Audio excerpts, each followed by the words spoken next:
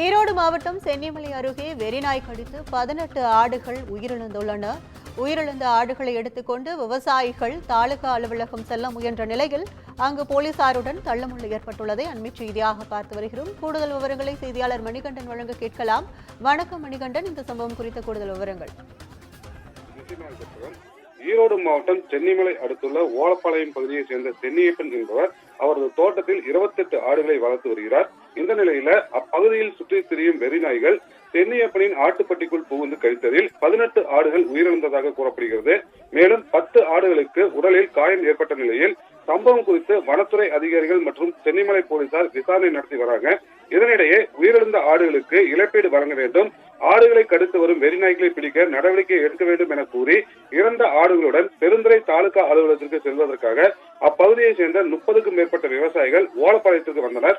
அப்போது அங்கிருந்த காவல்துறையினர் விவசாயிகளை தடுத்து நிறுத்தியதால் காவல்துறையினருக்கும் விவசாயிகளுக்கும் இடையே கடும் தள்ளுமுள்ளு ஏற்பட்டது. இதனையடுத்து விவசாயிகள் அனைவரையும் போலீசார் வலுக்கட்டாயமாக கைது செய்து வாகனத்தில் ஏற்றிச் சென்றனர். இதனால் அப்பகுதியில் பரபரப்பான சூழ்நிலை ஏற்பட்டது.